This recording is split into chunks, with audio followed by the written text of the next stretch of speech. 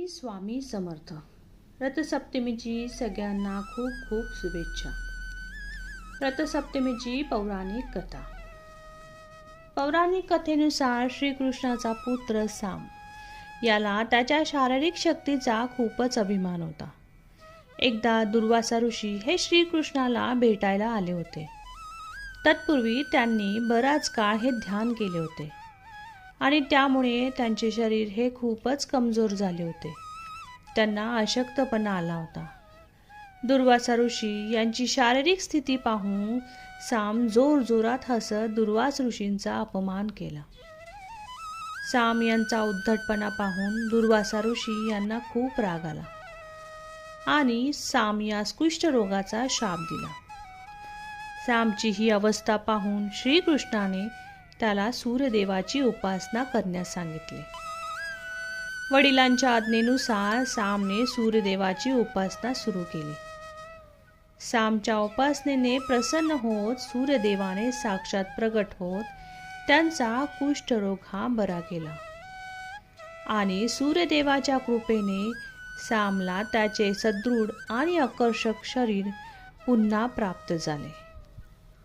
म्हणून जे भक्त रथसप्तमीच्या दिवशी सूर्यदेवाची यथोयोग्य अशी पूजा करतात त्यांना आरोग्य, पुत्र आणि संपत्ती प्राप्त होते अशी मान्यता आहे.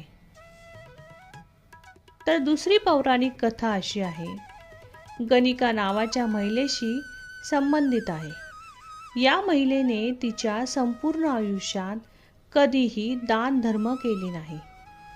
जेव्हा या महिलेचे शेवटचे दिवस जवळ आले तेव्हा ती विशिष्ट ऋषींकडे गेली आणि म्हणाली, गुरुदेव, मी जीवनात कधीही दान केले नाही, मग मला मोक्ष कसा मिळणार? यावर ऋषी म्हणाले की माघ महिन्याच्या शुक्ल पक्षातील सप्तमी म्हणजे रथसप्तमीला दान द्यावे. या दिवशी दिलेल्या दानाचे हजारो पटीने लाभ मिळतो. तसेच या दिवशी नदीत स्नान करावे, सूर्यदेवाला जल अर्पण करावे, मिठाशिवाय अन्न खावे. असे केल्याने पुण्य प्राप्त होते. वशिष्ठ ऋषींनी सांगितल्याप्रमाणे गणिकेने रथसप्तमीच्या दिवशी व्रत केले आणि काही दिवसानंतर गणिकेचा मृत्यू झाला आणि तिला स्वर्गलोकात स्थान मिळत तिला इंद्राच्या अप्सरांची प्रमुख होण्याचं सौभाग्य मिळालं. श्री स्वामी समर्थ.